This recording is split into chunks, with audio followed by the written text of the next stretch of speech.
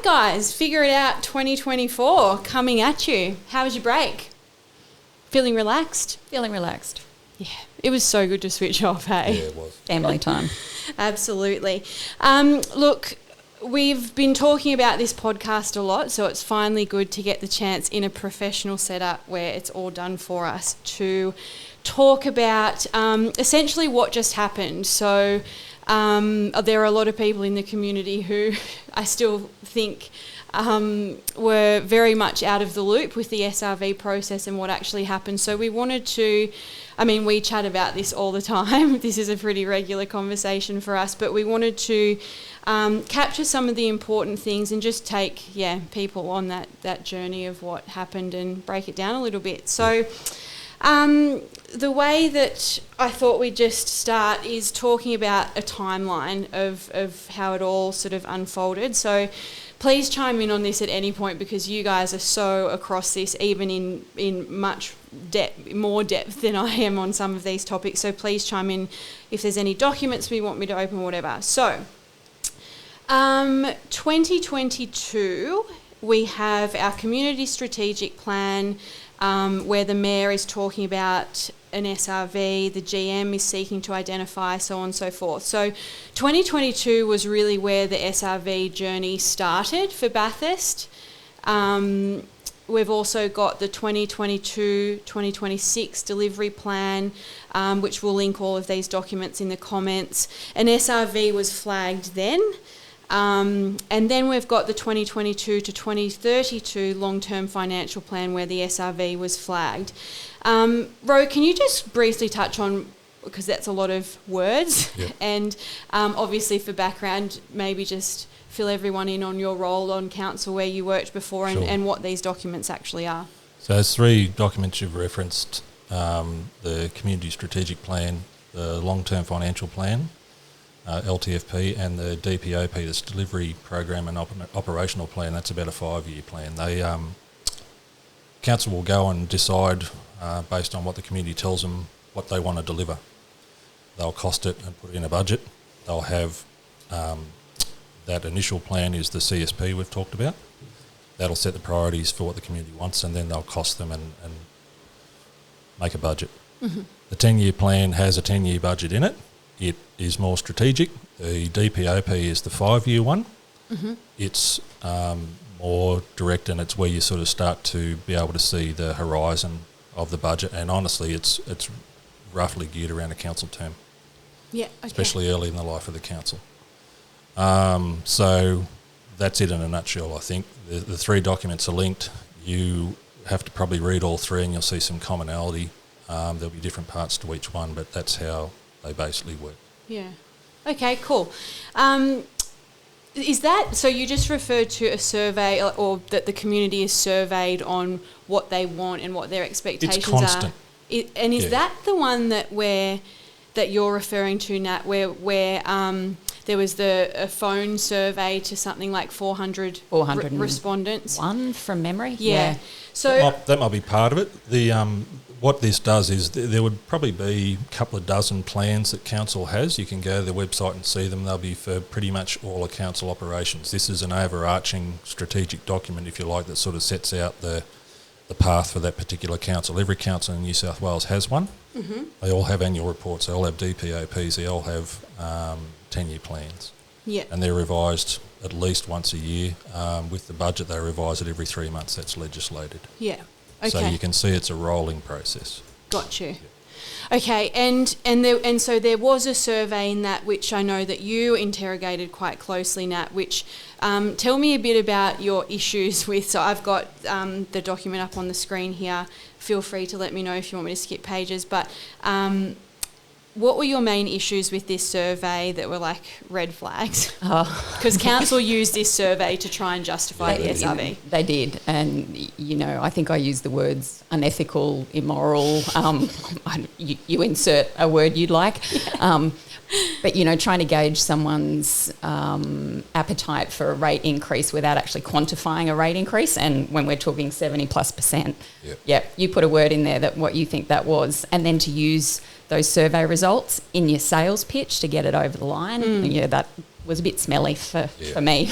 And even at the community consultations, I vaguely remember, especially one of the Panthers, where a woman got up and she was one of the people who had received one of those phone calls, and she flat out said no amount was given to me on that phone call. So I was answering truthfully, as in to say, yes, I would consider some kind of rate rise if that's what we have to consider as a community, but never at any stage did I think I was considering a 70% one. So you cannot correlate the results of that survey to what you are putting to us now. So can't use the data. Yes. Okay, it should just be ripped up. Yeah. Totally. So so that was so they're those documents and the survey. So that was one that we really drilled home hard in on the community consult sessions.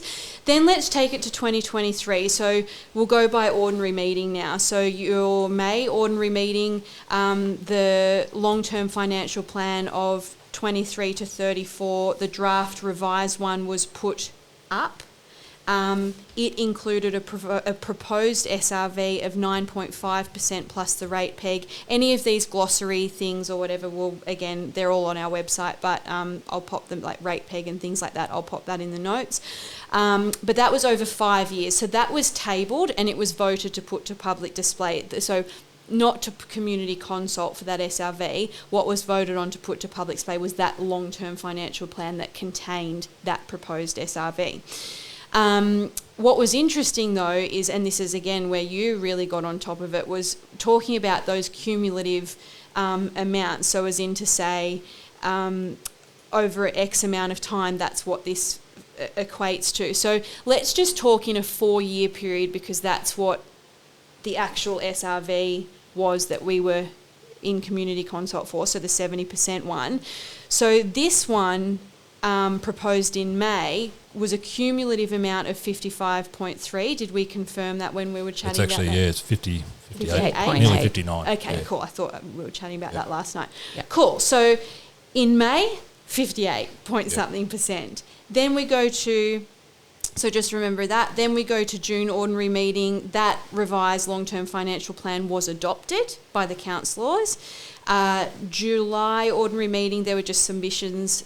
So when it was put to public display, people can comment on it, send emails, whatever, give feedback. So those submissions were tabled in the July ordinary meeting. No action was taken on. I think there was only 1 or 2.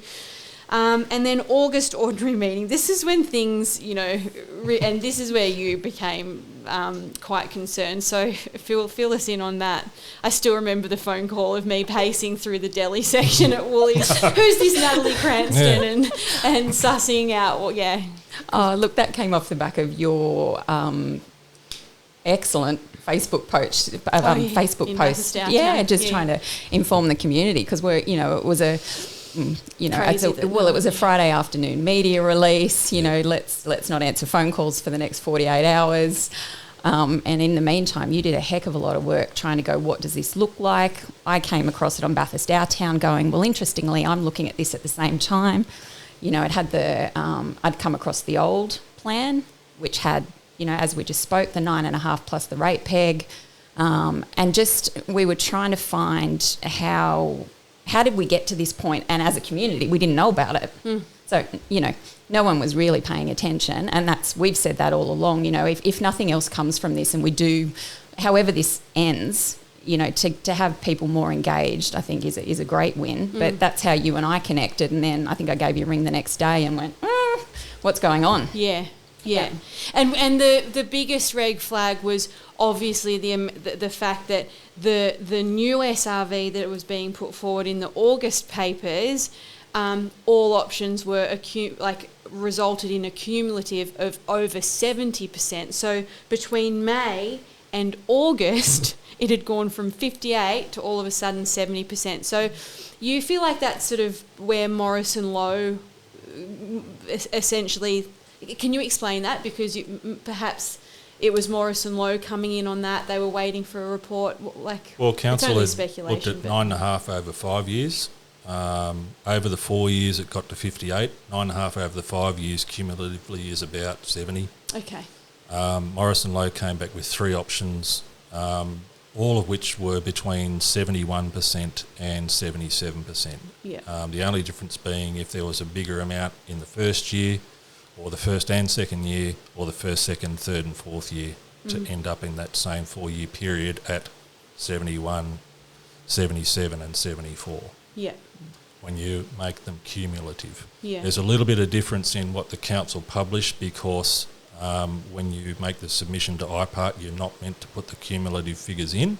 So they did the right thing, but it wasn't really comparing apples and apples. You had to know over that same time period, where was I going to end up?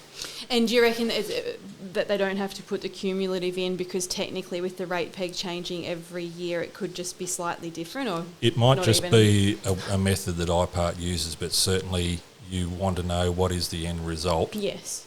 Which was a little different, and it's certainly the IPART method understates the amount by which at the end of that period Yes. your rates are going to go up. Yeah. And I think it's that feeling of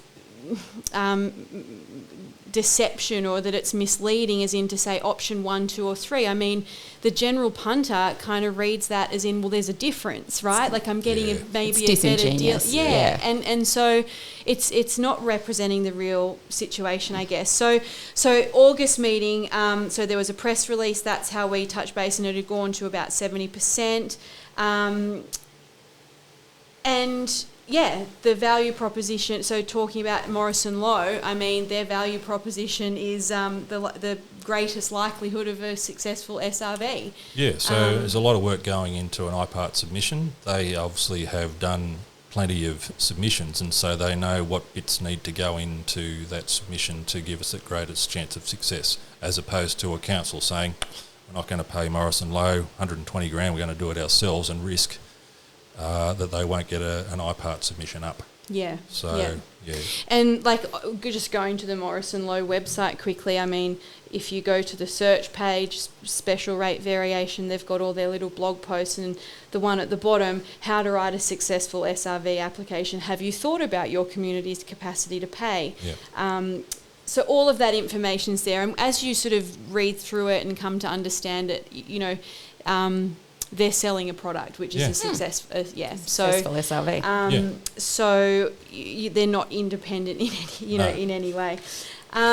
So the other, I guess, the thing that, for lack of a better term, pissed us off about Morrison Low the most was also the data set that they were using. So Nat, I know that you picked up on that one too. So they were using census data, which was representative of a COVID world. Yeah, so they used 21 census data, and yes, they did index it for inflation.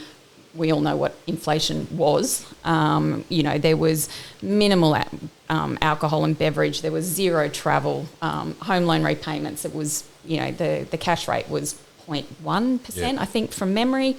The core data that they used and then indexed it for CPI, it's still, it's inadmissible. It was an aberration. It was a total aberration. And do you remember where there was the 20% net savings at the end of a week after mortgage and travel and eating out and everything? Like, I do remember having some savings at that time because you couldn't do anything. Couldn't do anything, couldn't go anywhere. Yeah. Yep. So... couldn't go to a restaurant, couldn't travel. Yeah, and just working from home. Yeah. It was a good. I feel triggered. I don't want to talk about. No, I was pregnant. I actually loved it. The argument they used was, well, that's the latest data. Yes. But that doesn't make it right. Yeah, and we. What was the name of the Morrison Low lady? Janelle? I don't remember. Oh God, we went hard on her. She was doing a job. Yeah, she was. And when I say we went hard on her, like, not in a nasty way, but it was just question after question after question. It's like, well, if you're holding a community consult, that's what this is about. And we want answers, because what you're asking for is a big bloody ask. Yep. And we're in a cost of living crisis. Yep. We know this is going to force more people out of their homes, renters or ratepayers. Yep. Potential. I mean, I had multiple customers come into Pear Tree who said this will absolutely be the... where our one treat a week is a piece of cake and a cup of coffee each. Yeah. So, that whole capacity to pay report is based around, we have capacity to pay because this, this, and we can link that as well. Yeah. This table says there's, there's cash left over at the end of the week. So they not only use that data to justify that we have capacity to pay, they also then use that same survey to go, hey, the community has an appetite for an increase because the survey said so. There's a willingness to pay some additional rates. They also talked about the very low level of people who have a lot of debt to council and very long-standing debts, namely that they do pay their rates. So that indicated, rightly or wrongly, that there was a capacity to pay because most people were paying. As in because they were paying on time and doing the right thing. So, oh wow. Yeah. So they would look then, what's the level of bad debt? 6%, that's low. Yeah. It's low. So they've got low levels of outstanding rates. It's been 6% for 21, 22 and the 2 year priors. And the regional benchmark is 10%. So that's where they've gone, So that could be any number of things, not necessarily people's capacity to pay. Could be people's fear of not paying or the fact they charge you 15% on your overdue rates. Could be any number of things. Yeah. Do you think that there's an element of, so if you're wanting to prove a group of people's capacity to say capacity to pay, and you've only got that data set actually, when we tried to film this before at home, DIY, and it didn't quite work out, you mentioned something about like this being such a freak set of circumstances, like that kind of data or that kind of world is such a freak situation to come along that for any company or any council or any business, whatever, to like base huge decisions plans on is actually like quite crook. Well, it's high risk. It's high risk. If you're going to go and open a business based on that and it goes bust, a lot of people wouldn't be surprised. Yeah, because I and you probably have this as well, working in logistics. I mean, in small business, we refer to it as, but that was COVID. Like disregard those sales, disregard those wages, disregard, comparing year to year. Oh, don't worry about that year. That was just wipe that one off. So what's the share price of Zoom done? It went sky high and it's gone, right? Yeah, streaming service. And so an example. So it's almost like, I don't know, it just feels like very opportunistic to refer to this data to all of a sudden. I mean, these applications for SRVs are commonplace across the state now. And I just find that to be very convenient that you've got that data set that provides this amazing capacity to pay. And that's probably, part of why we wanted to create this podcast and have this conversation was to help other local government areas who might be going through the same process, which we'll touch on that a little bit more later. But that is one thing to interrogate is with the Morrison Low piece is the data that they're using, how it's not representative, certainly not now in a cost of living crisis. My God. I mean, the things that we're having to cut every week just as a family, with the mortgage going up and all of the things. So that would be my first piece of advice is when you're going hard on this, in your community sessions, whatever, raise that and drill hard home hard on it. And also if you're a councillor, that's actually, if this is happening in your region and you're a councillor actually going, well, how's my community going to react? Yeah. If Morrison Low are using data from 2021, just tell them to rip it up and go away and come back because, it's just not on. Yeah. And when when Ben and Kira Lee had their pollies in the park thing, I couldn't go on that day, but you said that you went. And Ben was definitely aware that it was, it was COVID data.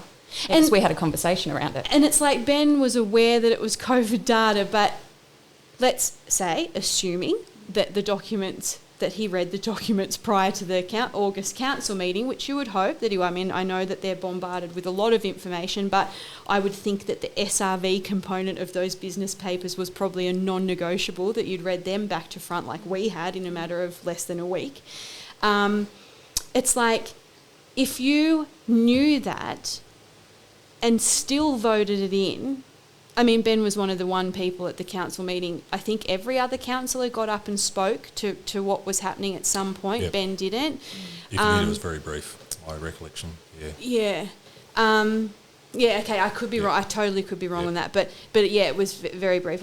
But, so I do take, oh God, fact check. I do take that back if I might be remembering that wrong. But yeah, it's like, okay, wouldn't that be something that you would push back on? Like, we've said this from the get-go, is that the role of a councillor is to interrogate and ask questions and push back, and with what is right for the community at the forefront of sort of what, yes, and they've got to care about the council's finances. I get that, but it was like there was no balance. It was, I don't know, it was just really odd, but...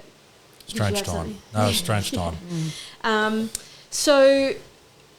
Marg's amendment. So again, at the August meeting, we spoke. I don't know if we connected then yet, Ro, but we all spoke. Then Marg got up and made suggested an amendment to the SRV putting Butch to the community, and I knew about this amendment just from conversations with councillors in the lead up to the meeting. I think I mentioned that to you. Which was essentially to say, so the business papers stated that we're putting option 2 as the one forward to the public for consideration. Then Marg got up and said this big speech, and I've screenshot the free transcribe from the YouTube thing, so it's probably a bit hit and miss, but we've got the transcription, I think is the word for that. And the councillor that I spoke to in the lead up to this meeting, I had a problem with this because I'm like, I think my problem was mainly like, this is not a conversation to be having now, like this is too much, you need to go back and work something out. But Nat, you actually flagged what the biggest issue was with putting all of the options on the table, which was essentially that they were all the same. So I don't, either or, just can we flesh out, like explain what that means, that all options were the same? Have you got that little summary bring up? Which one? Just the one, that little table with the cumulative options. Yeah. If you don't, doesn't matter, it's the BRC. Yes, I think it was this one. But just in the meantime, they were... that is one there, right, certainly, and that's the one that they present to IPART. Yeah. Okay, and that doesn't have the cumulative effect in that right-hand column. Nat, you would have that last one, wouldn't you? I do. So this is what the council and what they presented to us in the business papers. So the final column was the 58, 68, 73, which, you know, as again, looking at that as the general punter, I go, okay, cool. Well, option 1 would probably be what I want because it ends up being that I pay the least. It's about 12%. Sure, but that's not right, is it? So no, and... So what is it? Yeah. Well, if you look at that, that is what IPART wants to see, so they have it correct, but you have to interpret that there's going to be cumulative effect, say for option 1 of the 2nd, 3rd and 4th year, and a cumulative effect in option 2 for the 3rd and 4th that's not in there. Is that in any of your documents quickly, Nat? Just tell me where to go so that people can see it. Sorry. No, you're good. But you keep talking. So they said option 2, and you can see there it wasn't the dearest, option 3 was. But if I look at what is going to be comparing apples and apples at the end of the 4th year, option 2 was the dearest. And that's the one that council went for. Is it in your timeline, Nat? No, I'll send... Oh, I know where it is. I was going to say, I'll send you just a screenshot. But you've got to remember that I actually presented this to the councillors in the August meeting. So, you know, so even if some of them that might have been from a business background could go, oh, okay, yep, no, I get that. Thanks for pointing that out. Yeah. They can't say they weren't aware of it unless they didn't listen. Yeah, and so that's a good point, actually. So let's, so essentially what we're saying is that over the same 4-year period, every single one led to over 70%. In fact, option 2, the one that council was proposing, being the highest at 77%. It didn't look like it on that table you had because it was telling half the story. When you compare them all the same, it's the dearest one. Yeah. So we'll link that one so everyone can see. But this, and so this point being something that I want to highlight where we addressed this kind of stuff with the councillors, right? So then we had a post from Ben Fry, and he's sort of just filling everyone in. And I will, like, there were a lot of councillors who did come forward and were at least sort of posting a lot and, and filling people in on when community sessions were. Like, that was all good. But, so reading this sentence here, I personally am not supportive Oops, I don't mean to do that, sorry. I personally am not supportive of the suggested 68.6 SRV option, the 70% increase, right? So that first up makes you think that the 68.7 is the only one that results in a 70% increase. Yep. I'm not even supportive of the lower SRV option, 58.5%. People cannot afford it right now. So then I commented something on it, and I think he goes... where are we? Lower amount to... I don't know. Anyway, he says that I've... sorry if you misunderstood my wording or something like that. And I think he goes on to explain it. And I'm like, no, I haven't misunderstood anything, actually. You said that you are not supportive of the suggested 68 point blah, blah, blah. And I highlight the word lower. See how these words matter? It may be lower if you look at the SV option over its relevant 1 year period, but that's not how this works. No. It's a 4 year period. We need to consider all options over, and over a 4 year period, all options leave. So we really clearly communicated that, right? Then you've got Nat, you jumped in on that post as well, and you highlighted the total amount in a dollar figure being a huge amount of money, and what are we even being transparent on what that huge amount of money is for, and then you've got sorry, just one sec, then... Because that's the thing, even though they all led to 70% at the end of the 4 years, and the reason we're saying 4 years is because they had a 4 year option in there. So that's why we're saying 4 years. Yeah. But the income streams coming on each of those different options is also different as well. And cumulatively, the income that they would get across all 4 years is different depending on if the option chosen was front-loaded, and Ro can probably... It's not a lot different, but one of them had 58% in the first year, and I think the other one had, what was it? It was 33.5. And then 12 and 7 and 7. So 58% and then just 2.5 for the other 3 years, you get 71%. 33.5 and then 12.5, then 7.5 and 7.5, that was option 3, you get 74%. There's almost no difference. Yeah. And then I think, so then he actually reached out and asked for the chart, so that was really cool. I sent him the chart. Then there was... I was just trying to outline that I wouldn't agree with a 70% raise of any of the options presented. And I said, but our position is that the options cannot be spoken about as if one is better or worse than the other, higher or lower. It's misleading. Yeah. And I'm not saying that that's intentional. I'm genuinely not saying that it was in bad blood. I'm not not at all saying that about Ben. I'm just highlighting the lack of understanding. Yeah. And when you are pitching something to the public and realistically, you guys are the ones educating the public in a big way. So the words that you use really matter, and especially someone like Ben with such an epic Facebook following, that's his thing. So many people follow his account and would really take a lot of what he says to be gospel. But I'm definitely not saying it was intentional by any means.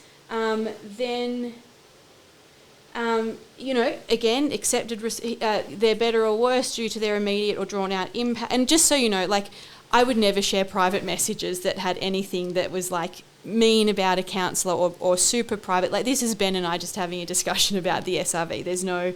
I love chatting with Ben. It's all fine. So, they're better or... So he said that he was referring to they're better or worse due to their immediate or drawn-out impact. I was just trying to say that neither are good. And I'm like, okay, I can understand what you mean by that then. I said, but what I'm saying is that all options are essentially the same, which is the truth, and the same 70% is achieved. It's just spread out differently over 4 years. Yeah. And then he took ownership for it. I need to write more clearly, I reckon. And I'm like, yeah, you do. I do remember that. Yeah, and I said, I genuinely appreciate that you recognise that, Ben. I do, but and this is where it gets. So I thought I'm just going to go back and check, right? It's you've been made aware of the problem, that it's misleading. You've taken ownership for the fact that you can see I'm right, and that you need to be better at that. And I went back to it last night, and the wording is still exactly the same. So this post was right in the guts of when this was all happening. Like, you so easily could have just quickly gone back and even said, edit, I got this part, you know, or whatever. But so it's just like, I guess this is just highlighting where and even Marg raising that amendment, where we became so frustrated with all of this is like, it just, I don't know, it felt like they hadn't read the documents at some point, like, or hadn't had conversations with people to like really get a robust understanding of what was going on. Not a deep dive at all. You know, when you get those three options that are so similar, and they were saying, look, initially we'll put an option 2 on the table, and then Mark said, oh, let's put all 4. The fact that you put all 4, you've got option 1, which is no SRV, and option 2, 3 and 4, which may as well be the same bloody option. Yeah. You know? Yeah, so and then there was also... We could have option 1 to 10. Yeah. 2 to 10 being the same. It's the There's same 2 shit. options. It's the same shit sandwich Same packaged shit, a different way. way. Yep. But you've got a choice. Yeah. At least we've got choice. So it was good that all 4 got on the table, but the reality was you were picking SRV or not. Yeah, and then there was also, you know, if each option was genuinely different. So like, let's say what would 3 genuinely different options look like? Okay, option 1, no service cut, full SRV. Yep. Option 1, and that's the 70% amount because all roads lead to the same amount. And that's the other thing. It's like council, what do you even need? Like just we'll get there. Yeah, exactly. True. Option 2. X amount of services cut, partial SRV, right? Option 3, services cut only, no SRV or the base case rate peg option, right? I'm not saying any of those are the right options, but what I'm saying is they are 3 different options. They're genuinely different options. Yes. Yeah, so you might sort of say 20%, 45%, 70%, Yeah. something like that. Yeah, there was nothing genuinely different corresponding changes in the way council operates. Yeah, and so what you also noticed was that there was also and when Ben refers to something like, oh, I was referring to the hard hit at the start or the slow trickle feed or whatever as referring to worse or better. You also highlighted that there was no explanation for even why council needed. What I've got a note here, like there was no compelling explanation for the need of income coming in at different timings. It was almost like the 3 options were put on the table just to give the customer, like the ratepayer, the idea that we were talking about different things, but we really weren't. Council's modelling said that they were going to run out of money, become insolvent, I think in financial year 27-28. Yep. So there might have been a bit of an imperative to try and get a lot of money in early. But any of those 3 options would have avoided council being in that situation. Yeah. So even that's not really a war stopper. Yeah. You know? So we've discussed what some actual options would have been, and this is and I guess what we felt is like actual different options, actual interrogation of the data that should not have been used.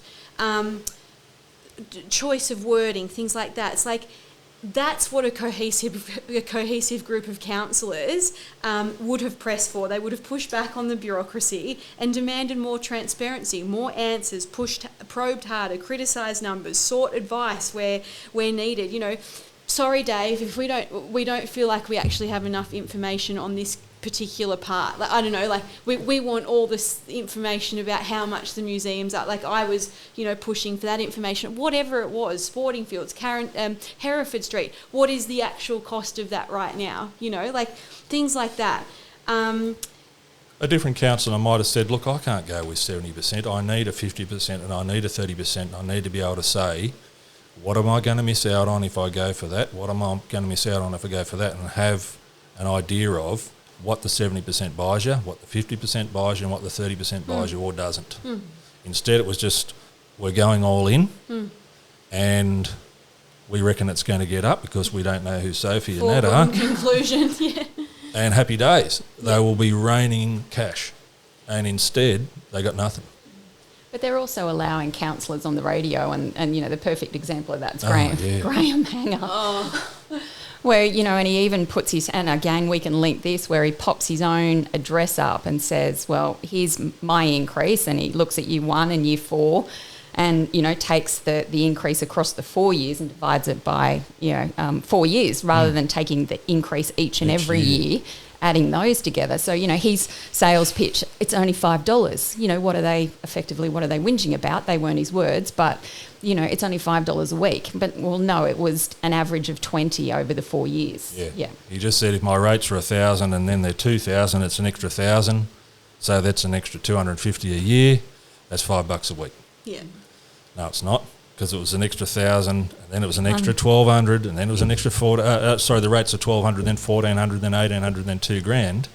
It's a lot more in those year 3 and 2 that he didn't even calculate. Yeah. Yeah. So it was $20. It wasn't $4. Yeah. Which again leads you to, did they actually understand what they were being asked to sell? No. No, and I don't think they did. No, It's not easy. No, but it's incumbent on you to know that. Yeah. Particularly if you're going to go on the radio and try and sell it. Goodness me, yeah. And look, to be fair, general members of the public, I didn't just look at those documents and interrogate them on my own. I called other councillors. I called some business people I knew. I spoke to Stuart for hours, and then you, and then my parents, and these weren't confidential documents. Any councillor could have brought these to someone who has rang up Queanbeyan and spoken to one of the, I don't know, all of the information was there. It's just, I feel like it was a foregone conclusion. It was the easy bailout option. So let me just...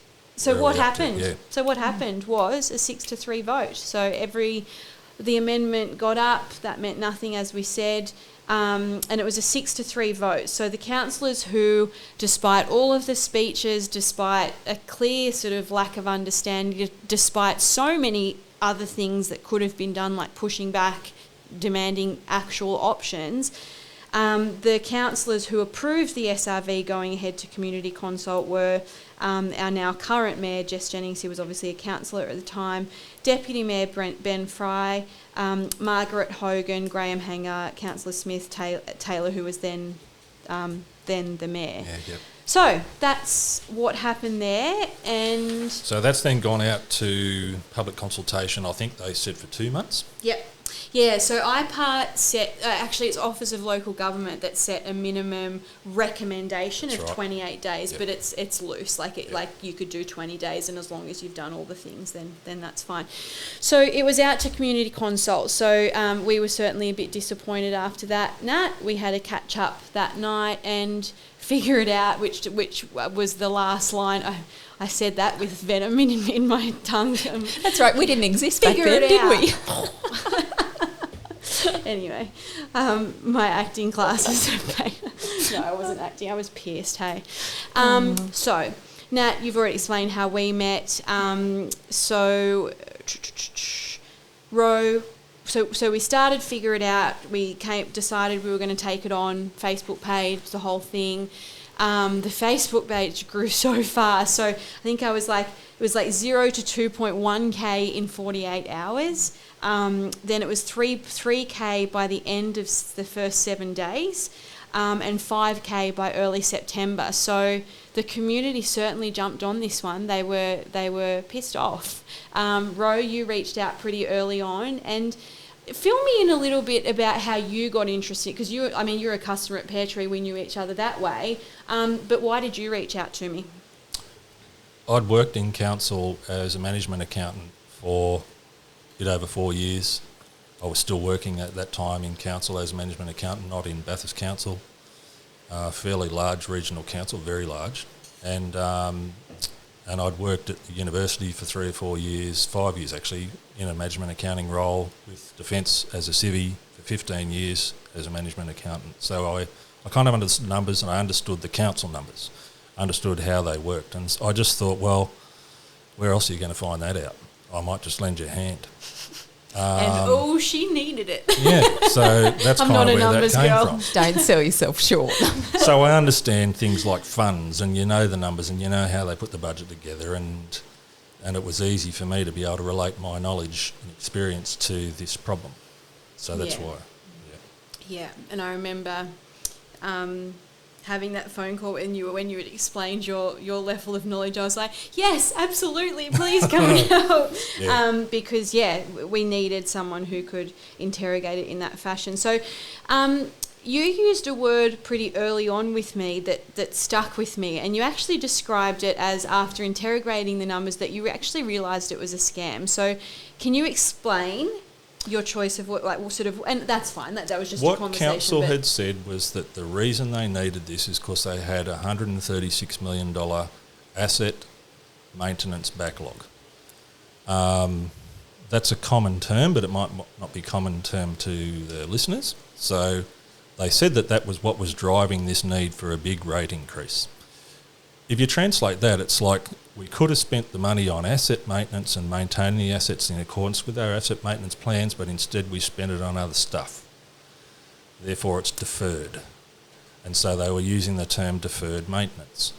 And that was over, and when you look at the numbers, it's essentially over a sort of a 10-year period. Around 2012 was when council's finances started to go in the red, and it just got progressively. So what you're referring to around the choice to defer those maintenance items and capital spending and so forth, that has been a repeat pattern. Like it's got worse. It's continued to happen. Yeah. So assets, you're talking about roads.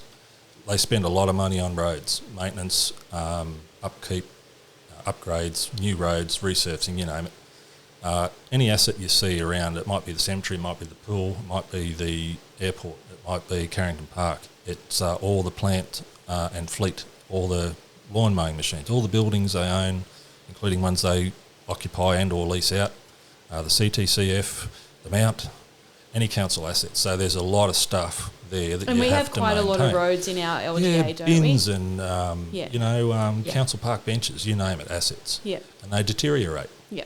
And so you can choose to have them kept in good condition and cost you money, or you can choose to let them slide a bit in condition and you've got some money spare and you can say, well, I'd like to spend it on something else. Mm. And that's what they had done, and the cumulative effect of that was to say that if we were to then look at where those assets need to get brought back up to, because we haven't spent that money, we need $136 million to do so. And I thought, that's not right. Of that $136 million, the council has a general fund, which is where we pay our rates, and they have a water fund and a sewer fund. The water and sewer fund have nothing to do with where we pay our rates. And there was $50 million worth of backlog maintenance in water and sewer that they claimed they needed these rates for, but which the rates were never going to get spent on, because it's got nothing to do with the general fund. And you questioned the GM on I that did. Multiple times, I think, in the community So it wasn't consults. $136 million, it was, I think it was 85, 86, it was under 90. And what was the reason that he gave you He said for completeness. Yeah. There is asset maintenance backlog in water and sewer, but if I raise rates, none of those rates are going to go to that asset maintenance backlog in water and sewer. So he was really over-egging it. Yeah, and when you were like, so why is that figure in there? And he's like, for completeness. It's and it was like, oh, come on. Come on. So that's what Morrison Low has said. Look, if you need to raise $136 million, that's equivalent to $18 million a year, and that's equivalent to a 70% rate rise, and that's how we got the numbers. And Morrison Low included that figure in their document as well. Like it's like, okay, Dave, you included that figure for completeness, but when Morrison Low then take that on as the figure, it's like a double whammy of deception. Like they should have picked up on that. You are the expert. You can't have it both ways, right? Yeah. If you're not going to use that money you raise in rates for $50 million worth of the maintenance backlog, then don't say you are. Call it $90 million, because that's what the rates are going to address, not the 136. And then, hey, presto, you don't need 70%. Doesn't that make you get a bit of a fire in you? There's more. There's a few words. There's more. There's more. There's more. Where that came from. That 136 mil, or let's call it 85. Okay, yep. So that's to get assets to a satisfactory level. Now, the satisfactory level, as it turns out, is way higher than what council would normally want their assets to be at. Mm-hmm. We could say less than satisfactory, which there are now, or somewhere in between. Is this when you refer to, like, I think you were describing it to me as like a bronze, silver or Yep. gold road, Yep. something like that? Yep. The 90 or the 136 gets you satisfactory. Yeah.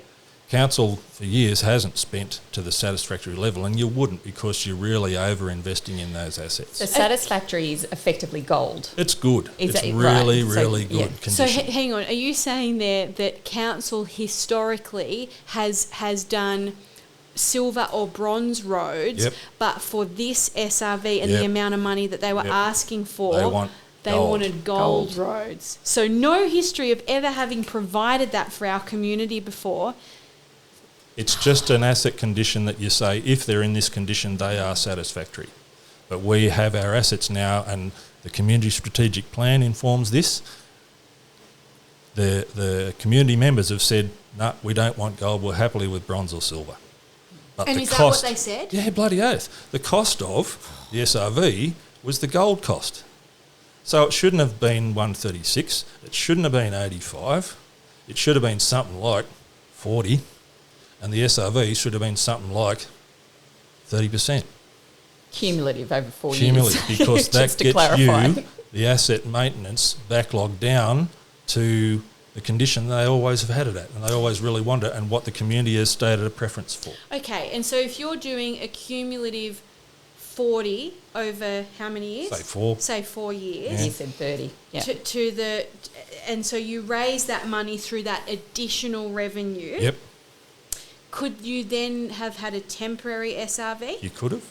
You could have. To get that, like if that's what you need, so this is what we're going with, this is the amount we need, we're going to stick with this for 4 years. Sorry guys, it's going to hurt, we've got to do better, whatever. But then it's actually only temporary. We're going to stop, and then we're going to get back to. You might wind some of it back. Yeah. Yeah, Okay. you might wind some of it back. Paints a different picture, doesn't it? Well, it does, because there was never any consideration. It goes to back to what you said before. There's never any consideration about what are some of the trade-offs if we don't get the gold-plated assets. Well, we can have a silver-plated asset and a lower SRV. It was never on the table. Yeah, and it's also like there's almost a bit of fear-mongering in the mindset. Actually, and there was a Stuart in the I don't know, the Village Review or something, mentioned, and I'm not saying that this is what Stuart's doing, but I've seen council kind of refer to it a bit in this way, and leaving council scrambling to explore other ways to make up the $16 million shortfall, which Figure It Out Bathurst has indicated it was not that much that they needed. So actually that is pretty annoying that's what's being said. And the community bracing itself for a reduction in services and or yet another SRV. It's a bit of a scare tactic, I think, and the reason I think it is a scare tactic is people might start thinking that their bins aren't going to get emptied and that they're, it's like, what does services actually look like? And this is where Ron Honig, I think, came in on this issue in an interview with Jack Underwood, where he's like, yes, there has been some, I think the ambulance cost shifting was, $500,000 and stuff like that. Yes, cost shifting is a thing, but councils also need to work within their means and within their, and so expenditure is a really important part of this conversation. So when you refer to the maintenance or the capital program was deferred because they decided to spend their money on something else, what is the other stuff? Pet projects. Yep. Often refer, like you often see in the Western Advocate, vanity projects, things like that. Yep. And this is why, and that's what our next podcast is going to be, because we've got all of that freedom of information request around the art gallery and the museums, is like that's the stuff that we need to start understanding. Where is that other money? Where is the money going, and where has it been going for a period of time to... Or the other thing is that it might not be a pet project, but you might say, look, we need a new toilet block. We can get one for $500,000 or a gold-plated one for 1.5. Let's go the gold-plated one. I feel really triggered you bringing up that toilet block. It's all right. block. It's a hypothetical toilet block, right? It's not a real toilet block. Okay, we'll touch on it because we do mention the toilet block later. So back to the Facebook group. So huge community interest. Phase 1 was all about killing the SRV. Phase 2, and yes, the group got a bit lost. We all felt that. I certainly felt that. I had a lot of people in the community say, oh, you're being too harsh, this, that, whatever. Phase 2 was about accountability. We had to keep the pressure on, because what it was saying was, we are watching. You don't get to put the community through what you just did, what you were just brazen enough to put to us as a legitimate option.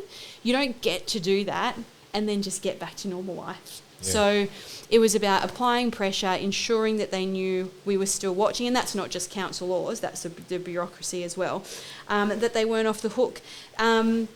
Don't really need to talk about the rally. That was so much fun. I did upload all of the photos, though, to the website, so that's really cool. I love looking back at all the placards. They're so funny.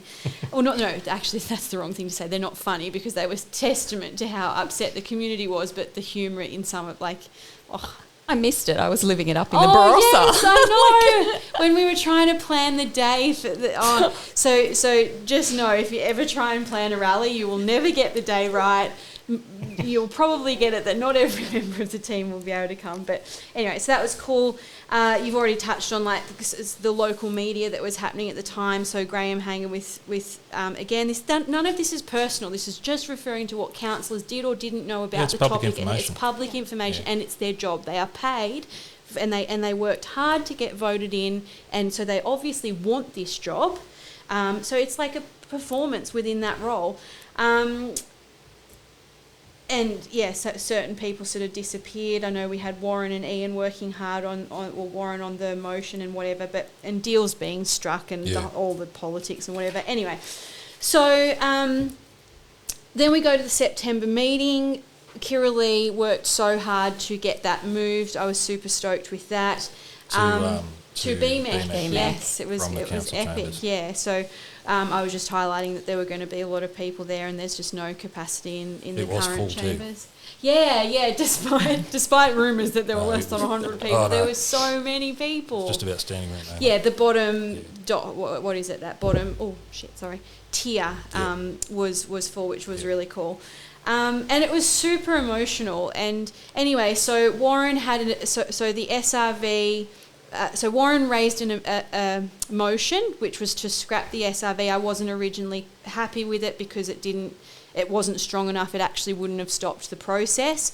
Then at the council meeting, though, he straight up raised an amendment. So that's an interesting one. It's your own motion, but then you have to raise an amendment straight away. So he knows how to play the game. He does. I love it, actually. Yeah, I just thought that was so brazen. Good on him. But sometimes you got to get things done to make it happen, and he was fighting for the community hardcore on that one. So, and it's also just worth remembering, everyone refers to incumbents like Warren and Ian have been there for so long. Let's just remember who also has been there since 2012 when everything started to go downhill. Not saying cause and effect, but just Jess has been on there for a while too. So, anyway, then Jess tried to make an amendment to the amendment or something like that, essentially saying, keep it all on the table, give me 2 weeks and I'll figure out something.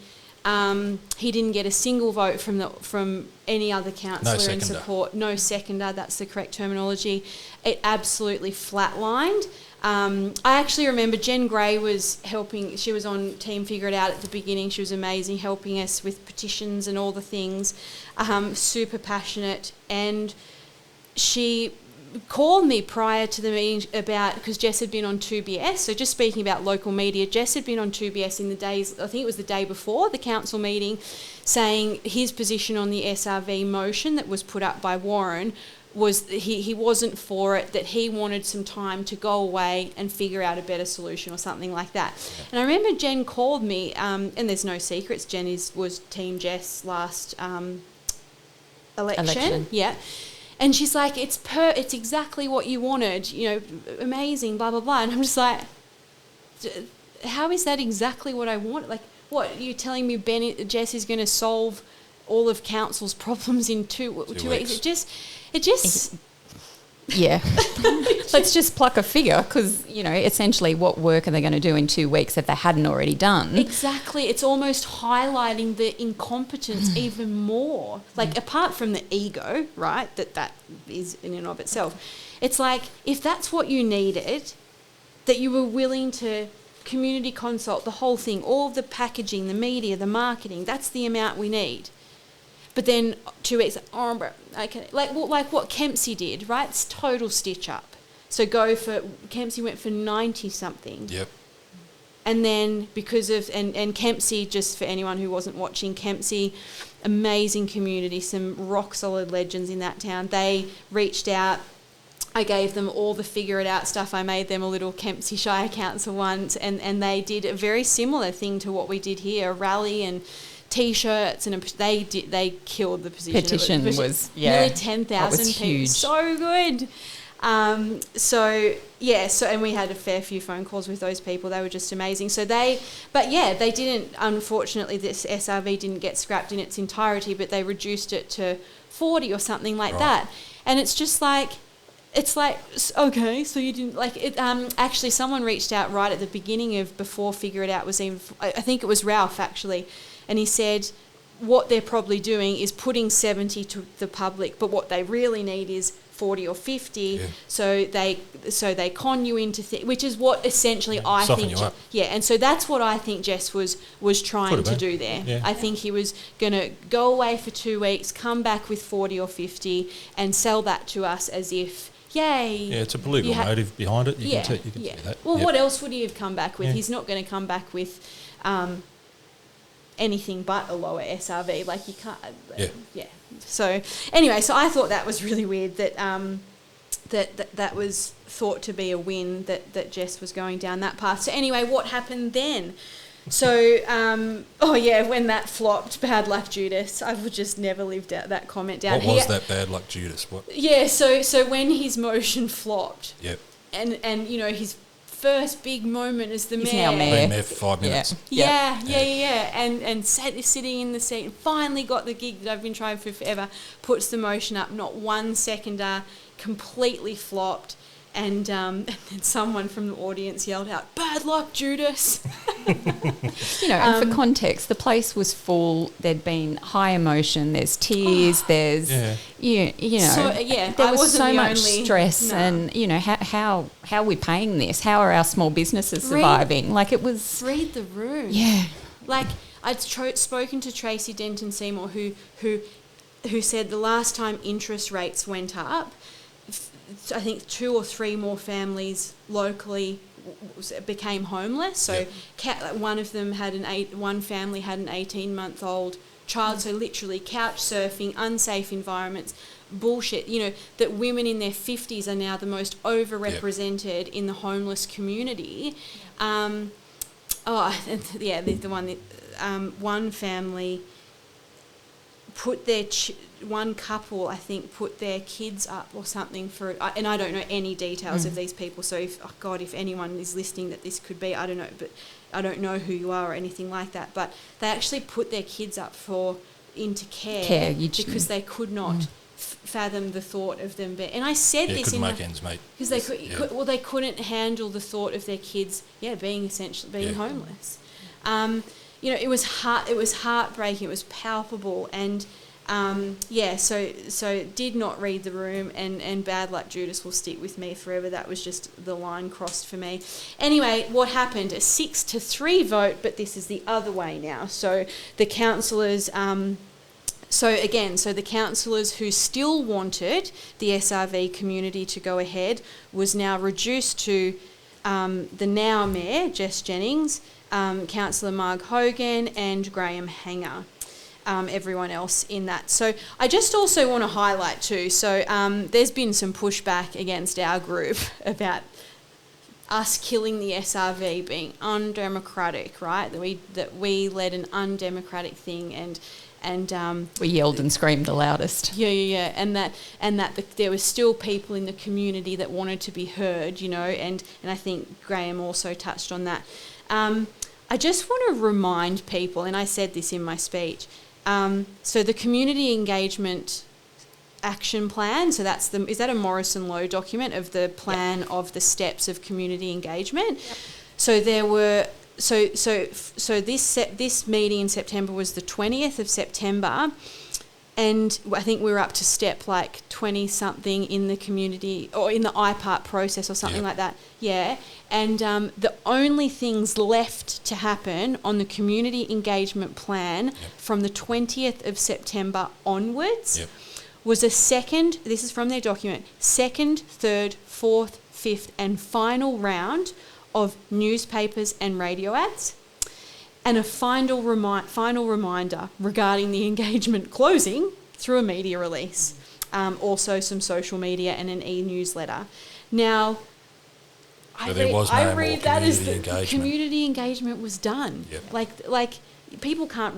But for people putting maybe a private submission or something, there were no meetings of the community to get feedback. That's true. So the survey, that probably would have continued. The writing an email via, of course. Yep. And I think the people who pushed back on us about that were saying that there was also one village meeting in one of the villages. Something like that. Yep. Geez, by means, I'm not saying that those opinions weren't important or anything, but like, I don't know, did you want that? Did you want that for the community, or did you want... To my mind as well, I think there was an impression that the longer that council was able to consult on it, there was a chance that community interest in it would wane, and that they would potentially have a greater ability to get that SRV vote up in council. I'd completely agree with that. So, they had their 28 days. We had the vote in the September, and it was clear that the community didn't want it, and so it got killed off, and we were done. Yeah. And just to be clear, the three that voted for they were voting to continue the community consult. Weren't just. I just want to clarify anyone listening. That they weren't voting to put it. They weren't voting to put it to IPART or anything like that. That's what the motion was about: whether to continue the consult or to stop it. Yes. And stop the consideration of an SRV going forward. Absolutely right. So, So then now we just want to move on to, I guess, the elephant in the room, like how, we've touched on it a bit already, but how did we get here? So I do just want to mention quickly about other councils quickly. So in terms of how many other councils in New South Wales have applied, so in this recent financial year, IPART has had 17 applications, 14 approved, 3 approved in part. Okay, so in part just means like a shorter amount or a temporary or thing. They asked for 90, they got 70. Or IPART might see something in their application and said, no, we're not going to approve that part, and we'll adjust the amount that will allow them to raise their rates by. 2022-23 a bit different due to the special variation of so in 22-23 there was like an additional thing that I won't confuse the audience with it. It's not necessary to do so, but separate to that, there were 5 applications, 4 approved, and 1 minimum rate. So again, technically approved. 2021-22, you've got 11 applications, 8 approved. The 4 other ones were a little bit complex around timing. Some were approved, but temporary, for example, and/or minimum rate. So, but I guess what I'm just trying to highlight is how you just said, it was felt that if the community consult perhaps had have gone on longer, that there might have been a higher inclination that the application would have gone ahead. And I think I actually said it in my speech, like it's almost like by putting this to continue ahead, it's like you're almost hoping that you wear the community out, because it's like it's bloody hard keeping up that level of energy. But I warned them. I said, you're bloody barking down the wrong track if you think that I haven't got more energy to fight this. So they are getting approved left, right and centre. And once that box is ticked, just like Kempsey, just like Queanbeyan, I mean, you can go to my computer's about to go flat. on the IPART website, you can literally see in the column of how many submissions there were, and that's not so one submission on the IPART website, that's not actually referring to like a response to the survey. That was separate. So these are actually formal written submissions, and there are some councils that have had hundreds. I think Hornsby was like 300 plus or something like that. And you can read them all. And you can read them. Incredibly detailed and, heartbreaking Submissions, stories. So you can read. So they've had hundreds of submissions. So Hornsby, Yep. I think, had 300 plus submissions from the community, Yep. and lo and behold, it still goes ahead. Yeah, right. In full. Yep. That one was, I think. And what's So the name? And what's the name that comes up on most of those? Morrison Low. Yep. I still haven't found it. Have you found another company yet that's There is doing one these? other one. There is one. Yep, and I can't think of the name of it. But you Google special rate variation and a town, and you'll end up Yep. at Morrison Low documents. Yeah. But just Why so wouldn't back. you? They all get up. Yeah.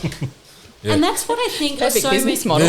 Yeah, and that's what I think a lot of people didn't get is like when you started to dig into this and you understood how many were getting approved despite community uproar. Yep. I spoke to a girl who lives in Lithgow, and I said, did the community fight back? Like, did shit go down kind of stuff? Yeah. And they're like, yeah, I think there was actually a member of the public like went to punch someone. Like, I think it got, but yeah, there was a Facebook group and there was this and all of that. And still, so I think a lot of the people in the community didn't understand like this whole thing. It's just and Stumpy said it all the time. We're just putting it to have a conversation. He doesn't talk like that. I shouldn't do that. That's right. I like Stump. I'm not. Again, none of this is personal. But yeah, it's like it's just going for a conversation. Just and it's like. Yeah, just a conversation. It doesn't pass the pub test. It doesn't pass the pub test. But we just want to touch on so we're talking about other councils. If you are listening and you're potentially going through this in your own LGA, one thing we do want to put a disclaimer on is some councils actually do need these. Yeah, So Narandra, did you say that you had someone who looked through their figures and you were like, they were toast, like... Very different council, very Yeah. different need for their SRV. Ours was mainly based on that backlog maintenance issue. I'll go back to what I said before. There was a couple of other small ones. I think there was about $3 million recurrent for increases to the outdoor crew that was part of the SRV. So I didn't mention that before. That was one, and there was another small one I just can't recall. But yeah, essentially ours was around the asset maintenance backlog.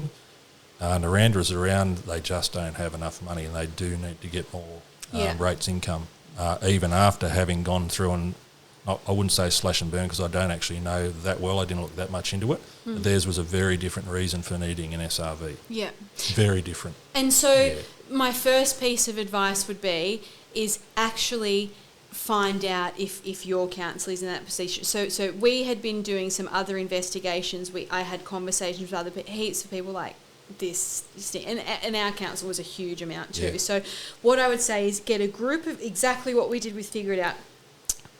Ask people, who's someone who really knows council and has been to lots of council meetings or what maybe has been on council before, something like that. Get a group of people together who can interrogate this information. Firstly, work out, is your council actually in a position? Look for discrepancies, stuff like that.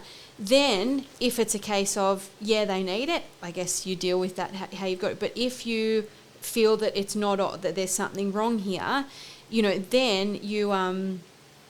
then I would use that information about the Morrison Low, the data, the fact that you can't, go down that path and fight it and rise up and do the thing. Let me know if you want. A big part of the IPART is capacity to pay. Yeah, the capacity to pay. Cost of living crisis, can't use COVID data, all of those things. So,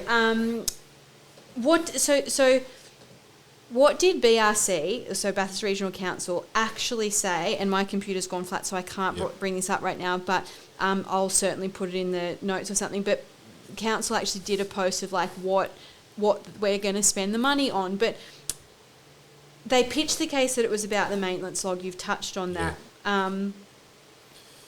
So if you go to the council website, and we'll have this, it's in the annual financial statements. If you go to the statements for the year ended 30 June 23 and you go to page It says 6 of 9 here, but I know it's right at the very, very end of the document, probably about the 5th or 6th last page.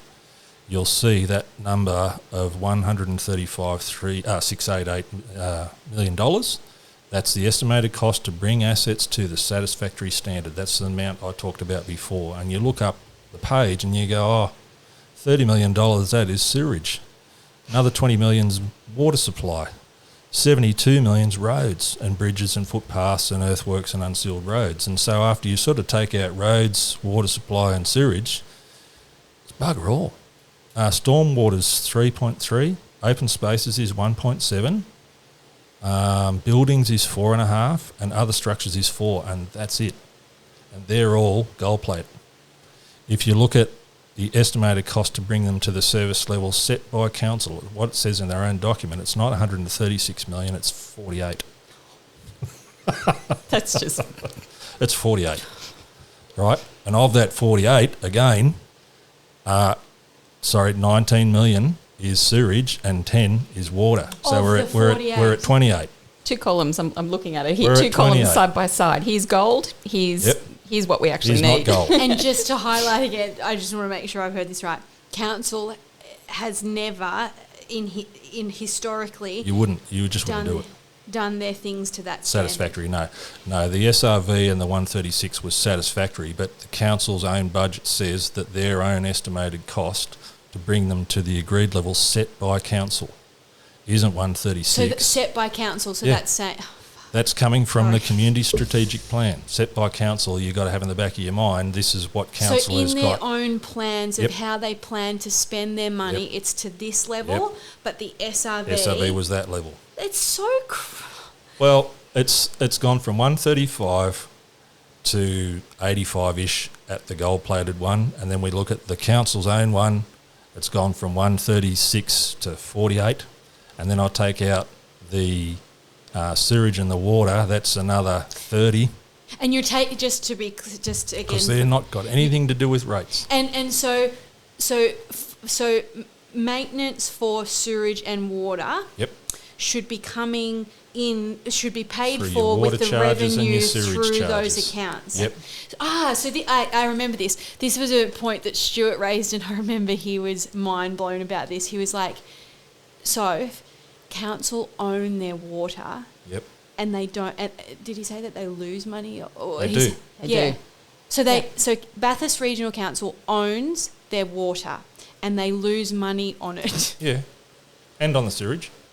So hence the reason that so essentially the water and sewage fund should be Totally separate. serving. Nothing to do with SRV. Yeah. Nothing to do with rate rises, because the rate rise was about the part on your rates that's not the sewer and not the water. It's just the rate stuff.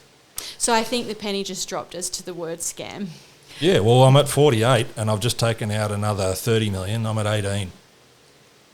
And Right. remembering the water and sewage, they can increase those costs whatever they like. Yeah, the water and they don't sewer- need they don't need an IPART application. So, yeah, in the long-term financial plan, I think there was annual 4% increases on water and sewage. Yep. But they could have put them to anything.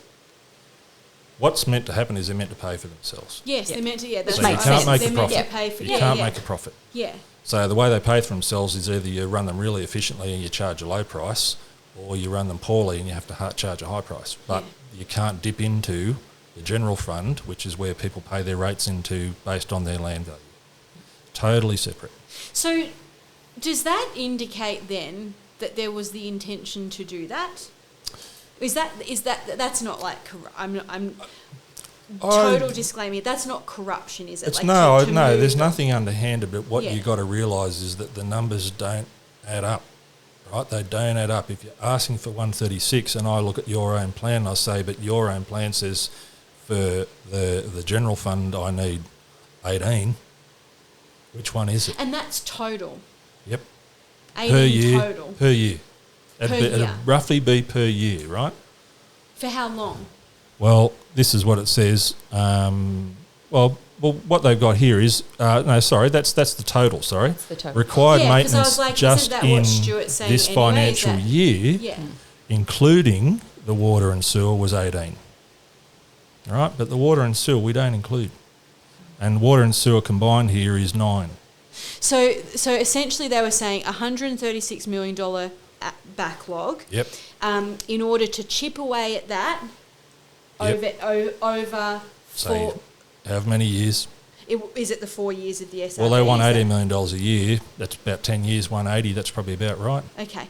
Because you're going to be introducing new assets and retiring assets and whatnot. Okay, so when we refer to so council need to explore other ways to make up the $16 million shortfall per year. So Stuart's, I think, referring to that as per year. Yep. Yeah. What is the actual per year amount? Off the top of my head, I couldn't tell you. But I do know that the $16 million per year was based on that. The gold standard. The water included in there, the sewer. Bingo. Yeah. It's not 136, it's not 90, it's not even close. I'm at 18. So doesn't that just highlight, so when you've got a history of council choosing to not maintain the road, the lands, the facilities, all of that, and choose the money is being spent on something else, they really just wanted a cash cow moment in order to ensure they could continue doing that. Sorry, I should be closer to the mic. That's one way of looking at it, certainly. That's a really informative page. I do encourage people to go and have a look at it and just sort of let it sink in. And it tells you on the side, it says what portion of that particular asset is in what condition. Most of them are in fairly good condition. Mm-hmm. Okay? And here's a simple analogy. You own a house, the gutters are falling down, it needs a repaint, the driveway's still gravel and you want to put some concrete down. And so you think, I've got some asset maintenance to do. Yeah, I don't want to spend it because I want to buy the kids a motorbike and we want to go to Bali. So I defer the asset maintenance. And then finally, the gutter's fallen off, nothing's working. You say, guess what, I'm going to have to go and get a second job. I'm going to have to get more income, or I'm going to have to take kids out of private school and in public school, or we can't have Netflix, whatever. If you boil it down to your own little world, it's no different. But you're not going to go to the boss, or you may go to the boss and say, listen, boss, I need a massive pay rise because I've got all this asset maintenance backlog I've got to do. When you put it like that, I've got to get gold-plated gutters, I've got to get the best driveway in the street, I've got to get a new pool and a new SUV. Fat chance. Mm. What you really need is just the bare basics, and you only need a modest pay rise, or you can do it by going and getting a job. Mm. Well, how about you start living within your means? Or you can live within your means. There are other options. Yeah. And that, how about you just start making good decisions and living within your budget? That was kind of what got us the COVID excuse. Yeah, the COVID excuse. So it's that is a reason. If you're looking at their document, why do council need a rate increase? And it's COVID, it's cost shifting, it's asset back. That's part of it. And that was, we're not saying that didn't have an effect. It's but that was one of their real primary reasons, the COVID excuse. And I remember thinking that was the one that really hit hard for me, and probably did for you as well. I'm not a small business owner, it's my mum's business, but we had Piccolo's and Pear Tree at the time, and some of the conversations that we had to sit down and have as a family about how to keep our people employed. Mum had no income for that time because everyone else became a priority. They had kids to feed, and you care about your employees because when you make it through the rough time, you hope that they're still there, right?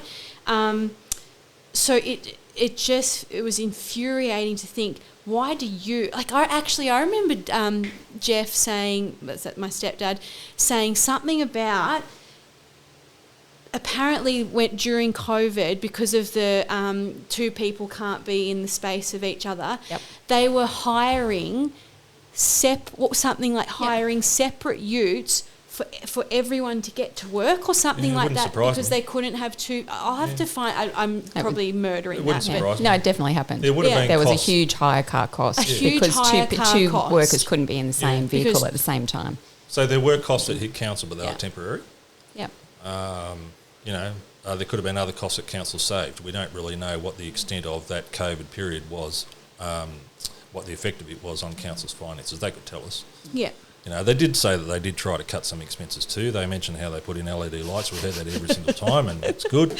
And actually, it's in all the Morrison Low documents for other towns Make as well. sure you tell them They to put in always LED. Morrison Low loves that they LED change the light light globes. Now, look, it's good. It's what council will need to do ongoing. But, Yes. it's not going to get you your $18 million. 18 million total. That's that. Yeah. 16 to, Yeah, 16, whatever it is, 18. Yeah. Okay, cool. So, and then let's talk about the reason that. So we've already highlighted this already. Yep. So cost shifting. So yes, the ambulance something state government. Yeah, that was 500K. Some sort of levy. Yeah. Fire services levy, something. ESL emergency services levy. So there's certainly no denying that. And then when we were chatting the other night, you were sort of talking about councils being a soft target. Like they have been screwed in a way. There's a power imbalance. Can you highlight that? Their ability to raise income is highly restricted. All of their fees and charges, bar a few, are set by legislation. They can't just go and put parking fines up to $500, that sort of stuff. When we talk about the rate cap, that's set by IPART. They can't raise rates in total by more than an X percent. Some people's rates will go up, some will go down. It's the overall cap where they are restricted to raising rates overall by a certain amount. There's many councils will say for whatever reason over time with costs that they kept incurring that were greater than what the rate cap was, sooner or later you're just going to be worse and worse and worse off. And like I said, there's no way really to raise your own income. You're really reliant on government grants, federal or state. And other times you might think, well, we want to buy this, and the state government might say, look, we'll go 50-50. Even with that 50% contribution from state government, you still can't afford it. Yeah, and there's a real temptation, like when you get offered a grant, there's a huge temptation there because it's like, oh, it's free money, which it's not, because it's rate paid, it's still matched. Taxpayers' money. But it's like there's often a stipulation with a grant. So so the Central Table and Collections Facility is the perfect example of that. So 2.3, I think it was, million in state funding. But that had to be matched dollar for dollar. So council had to commit $2.3 million to that if they were to accept the grant and for it to go ahead.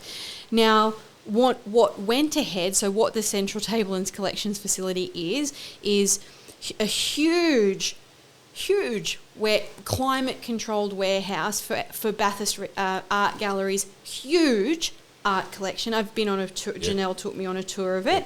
And all the archives. And the ARC, so that was it. There was a storage archive problem documents which you have to keep. So Bathurst Regional Council have huge amount of archival documents, and they have to keep it. And there was a storage problem with that. I think it was all in little bits and pieces over town. And of course, they are paying rental fees, for that space. So consolidating it all into that. Janelle Middleton, the museum's manager, and so there's office space there. And then there's all this interactive learning space, like learning to digitally document that, so universities could come and say hire that space for $300 a day and do a thing. I think I asked Janelle at the time if they'd actually had any revenue generated from that yet, and I don't think it might have been nothing or very minimal at least. So it's like when you get dangled $2.3 million in front of you, and you've got a little wee storage problem, and maybe someone wants some new offices, and that'd be nice to store all of our stuff in. And just to highlight that, I do believe it was something like the art gallery had a really bad roof problem, so there was a lot of artwork that was stored at the art gallery, and every time it rained, I think there was an issue with water. And I mean, that is a huge problem. Like, artworks are worth so much money. They need to be protected very carefully. Their assets as well. But again, fix the roof. But to go back to your point, when funds are tight, even when you've got a co-contribution, you still got to come up with that money, and sometimes even with that co-contribution, you just can't afford it. So a decision was made in, I don't know what the year was that was built, I think maybe 2020, 2021. It's opened about 12 months ago, 18 months ago.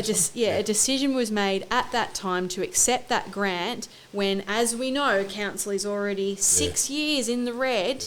A decision was, so this is where we say, you don't have the money for the fun stuff. So sorry, but you have to, like that too. So it's that kind of thing. By definition, that 2.3 came out of deferred maintenance, didn't it? Yeah, it did. It did. And did it come in at budget? No. So I don't know. I wouldn't. Yeah. I don't actually know that. Don't actually know.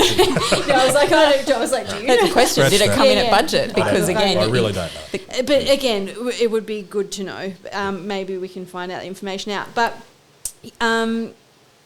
yeah, and that's again what Ron Honig touched on. Yep. Expenditure on non-essentials. Yep. If your council is in the red, then the fun stuff has to be parked, even if there's a co-contribution.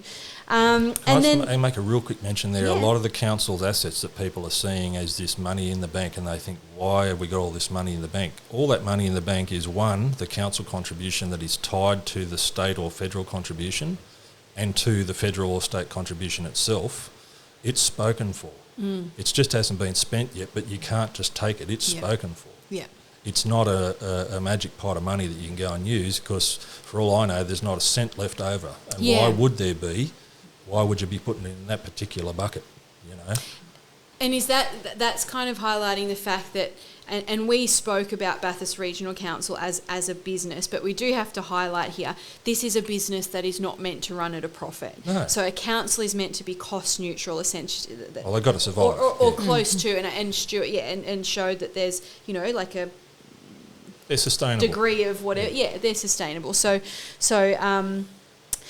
now, what was the reason that council was claiming that they're in this situation? Let's talk about projects blowing out. So I think you've got the stormwater harvesting thing where you've got a state government grant of 10 million, and that didn't have to be matched either. So that was just money to get the job done. I do believe there's actually reports now of issues between the contractor and council. I think the contractor's considering or has walked out or something like that, but there's more to come there.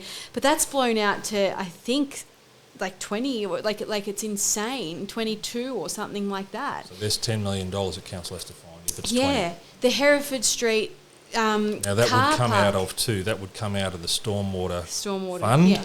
But you're then looking at, what's going to happen there in the future if they have to cover off on that. But keep going. And it's highlighting, I guess, it's like if you set out a cost for how a project's going to be, and then it blows out by that much. It's like, okay, well, you're not doing a particularly good job at your budgeting, so the Hereford Street, that might still be within budget. I'm not sure if it is, but I think it was meant to be 1,200 car parks, and now it's like 700 car parks. And there was also I think there was a huge cost incurred around disposal of the asbestos that council had when they knocked down the houses. They knew it was there. They knew it was there, and that it wasn't included in the costing, or I don't know. I mean, you knew what houses you knocked down. Council bought all that land. They knocked them down. Yeah. They knew what they were made of. And the asbestos was all buried and then had to be dug up and disposed of properly, not just buried. Anyway. So, and then the barn, the art residency out at Ben Chifley, a $4-point-something million loan. I don't think that had to be matched, and that didn't have to be matched. And I recently last year emailed the GM about that to get an understanding of what the current cost was estimated at. It was like $8.9 million. And I said, and then I asked the question, if it is different to the original, what is that? COVID, contractor cost increase. It's like, that's a 50, scope creep. Yeah, it's like, anyway. So, but to be clear on that, so they get the grant, but any cost increase is funded by the council. That's right, isn't it? Like, once you get the grant, no, they don't come, here's a bit more. You might be lucky if you're big, and you might get a bit more. But if that was fully funded, and say it was fully funded for around figures $5 million, it's going to cost council nothing. Yeah. And it suddenly cost $8 million, we're on the hook for $3 million. We're on the hook for none before. Yes, exactly. So where's the $3 million come from? If the budget, I think I had it, that if the budget, if you get a grant and you have to match it, even if you have the grant money, Yeah, it was just about, if it blows out, that additional cost is all on you. So you have to be pretty good and have good contingency plans and stuff in place. And, if you get a tender for $5 million, which seems really low, but you go with it anyway. And then all of a sudden, there's all these contract variations. There's all these contract variations because they're dragging out jobs or bloody whatever. That's on you. So that's Hereford Street. You've got the barn thing. And look, I think it's just that notion of spending money like it's monopoly money. And I know we've got to wrap up soon, but I think we're actually doing pretty well. We're about 10 minutes off. The toilet block. So this has been used against us, I think, since we beat the SRV. And forgive me if I get this gentleman's name wrong. I think it's Bob. I thought it was Bob Trimming, but I think it's actually Bob Triming. Has been fighting for well over a decade to get proper disabled toilets in at the art gallery in the library. Right? Yep. He is one of the fiercest spokesmen for the disabled community. Absolutely. Now, when the SRV was beat, I think it was within a month or two, certainly last year, that now the disabled toilet block for the art gallery is being cancelled. They can no longer afford that. Really? So I asked Neil Southhorn for the DA and the costing, and I wanted to see what it was that they were now having to pull the pin on, which I think when someone's been fighting for it for 10 years, I think that's a pretty strong message to send. And again, my computer's flat. I'll put the links in the thing. So the toilets, so they've got existing toilets, and rather than working with that, and I'm sure there's many reasons for why they're not working with that. There could be actual structural reasons, but the additional add-on toilets to the side, so you've got your men's, so it's fully new toilets, men's, women's, gender neutral and disabled toilets, all added on to the side, and it's in this weird kind of shape, but in the middle it's got a courtyard. And I was like, oh, that's cool, that maybe it borders onto the shop or the shop at the art gallery or something. Anyway, you look at the DA and the map, and I shit you not, it's this private courtyard connected to two offices of the art gallery manager, and I think maybe there's two managers or something, but two offices. So it is a private courtyard for the two senior managers of the art gallery. So it's just this monopoly money notion that just spending it like it's nothing else. This notion of monopoly money. So I remember after the August meeting, there was a young bloke, Gavin, in the audience who pulled Ben up about something about the cost of, I think it was $750 for a toilet, to have $750,000 for a toilet block or something like that. And Ben's response was, oh, well, the only thing that we can go off is the information the GM gives us. And it's like, no, like demand better. Like people know how much things cost, It's that kind of notion. And there was also I think it was in the July meeting, it was the approval for the new shower block or amenities block or something at the, what's it called? Depot? Was at it the or depot? Yeah. Depot. Yeah. I'm not going hard on Ben, but it just seems to be he's the one who's often mentioned in these things. It was a $780K build, and he said something like, for such a little amount of money, I think we should just, get the ball, go ahead with it. It's like, it's the mindset behind, it's like $680,000 when for a fact, because this is July, this all started happening, 2022, that council, this is a lot of money. It's like you need to start thinking about this different. It is not monopoly money. Every person that you go out and shake hands with and see in the community, it's their money. Yeah. And they're struggling. They're not popping off to Sydney every weekend enjoying lovely oysters and Penfolds and, whatever it is that people like doing. Other people in the community are struggling, and I think that our councillors, and like I said, I'm sorry to go hard on Ben there are other councillors who are incredibly out of touch with this as well, and it needs to be better. And then just quickly, we'll wrap up now, Ro, but you just wanted to highlight quickly, so what's the DPOP document, and what were the two items in that document that just sort of stood out so this is council's current plan for spending money. It still exists within their plan right now. Yep. What were those two items? So that's in their 5-year plan, the delivery program 2023 to 2027. You can look it up. It starts at page 42, and it will show you every expenditure that council has programmed over $50,000 Over 50K, Yep, for the next 4 years. For the next 4 years. Um, And this would have been edited probably December, because was there stuff presented to the community in December about things that council's changing or something? Was this not part of that?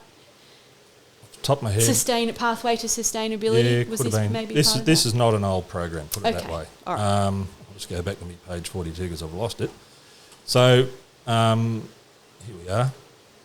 In that, we've got $3 million in budget 2024 for Hereford Street traffic lights. We've got $4 million for the aerodrome terminal upgrade, and then in the next 3 years after that, another $1 million each year. And let's just highlight that. That's the airport that we don't have Passenger flights coming in and out of. It's only $7 million. Carrington Park Grandstand Extension has a budget of $6.5 million in 24 and $3.25 million the following year. In that same following year, there's an Adventure Playground Stage 2 cost of $3.5 million. Sewer mains in water, sewage and waste of $5 million for this financial year, and that is one that doesn't come out of the general fund, but there are big expenditures out there. I'd recommend going have a look and seeing where the money's going and what sort of plans there are for council to spend really significant amounts of money. Yeah. I did look pretty carefully through it just to make sure there is no expenditure there for... $100 if you can find a go-kart track. For the go-kart track. I thought we were going to get through it without mentioning. No, I have to put out in case anyone hasn't listened. There's not a cent in the budget for the go-kart track. Yeah, so let's just highlight that again. Council does plan to spend close to $10 million on Carrington Park. They do plan to spend $7 million over a period of time on our airport. I spoke to Graham Burke on that too. He has no idea what that could be for. He said that the maintenance of it would, $500,000 every year, which is it's definitely terminal upgrade. Yep, I've read it somewhere. Yes, $4 million terminal upgrade, and there's a separate line for as per asset management plan. So that would be, that's I would say that's probably legit, right? Yeah. But the $4 million, I don't know if that can have it pinpooled on. I don't know. The $9 million for the Carrington Park, have we got? So actually Stuart asked about that in our first meeting with the GM and the Mayor after the SRV was thrown out, so the following Monday. And he said, with that planned spend, because it was one he scrutinised as well, what was the question? He said, is that part of a contract with Panthers that unless that goes ahead, for example, they're not going to continue to come here, or Panthers are looking for a new ground? Like, does that have to sort of happen contractually? And the answer was no. That does. So it's like, okay, we can't afford that right now. So what is the most bang for your buck, basic solution to still achieve what is needed within that space?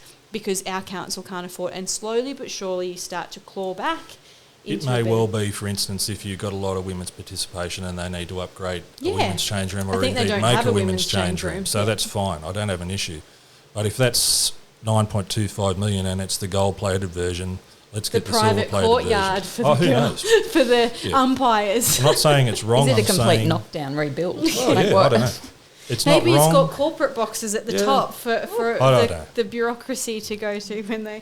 this is the kind of stuff we're scrutinising, and all of that will be in the thing. And this is where we want the community to start to shift into this place, is coming to council meetings. So I guess to wrap up now, we have we want to start inviting our members to come to council meetings with us, being along for the journey, listening to the decisions that are made, seeing how our council laws behave in the chamber, how they interrogate. The policy meeting that Jess put up as his thing is where the council laws get space to interrogate and sort of probe and demand or whatever from the bureaucracy. So that is the place that we should really be saying, business meeting is now just ordinary meeting, is just what's on the papers. But that policy meeting is a really important one. They fought hard for that. And that's where we should really see some gutsy questions coming out and about procurement and things like that, and these decisions being made. So in closing, please dive into the comment section. What are some red flags about, what you thought about what happened with council. What are some things that you'd maybe like us to look into? Please don't send every single thing. There is no capacity to just look into everything. But like, you know, the airport, that's a big one. We've got to find out what that's about. So on the Facebook page and the website soon, you'll be hearing about some events that we've got coming up, which we're really excited about. So please subscribe to this channel. Now I have to look at the camera and do my little, please click below to subscribe. No, please do, guys, because it's really important. We're putting a lot of effort into this. This is time out of our family life, and it's not necessarily just fun. We're doing it because we want to bring the community along to understand what's going on. So many people don't even look at that council building and look at it at that building as that is our first tier of government in Australia.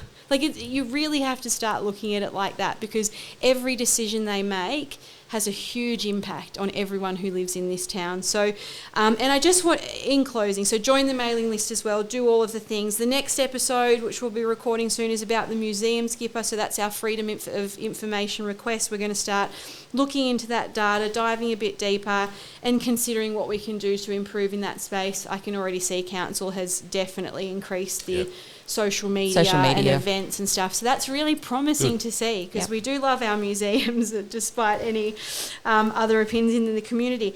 And I just want to highlight, so I got my rates notice recently, and what's interesting to just mention is that the July rates notice, the one before the August meeting, just so you know, it had nothing about the SRV in it. So you'd think your rates notice might be forewarning you that, hey, we're about to have a meeting next week about a 70% rate rise. That didn't happen. But, you know, council's talking about a pathway to sustainability. And I just want to wrap up with this sentence. So council will report regularly to the community on progress being made on initiatives undertaken to enhance council's sustainability. The first of these include relocation of stored council records from Orange to council's central table and collections facility. When did you say that opened? It's easily a couple of years ago, like somewhere around 1 to 2. Anyway, it's been open long enough. It's been open 12 months. It's been open 12 months.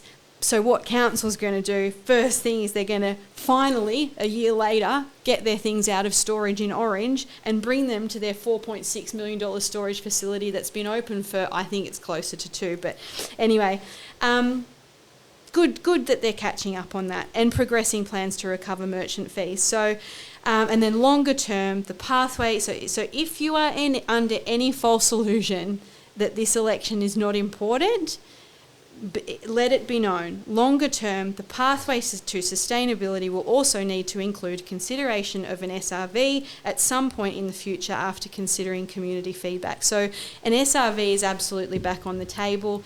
How much? Who knows?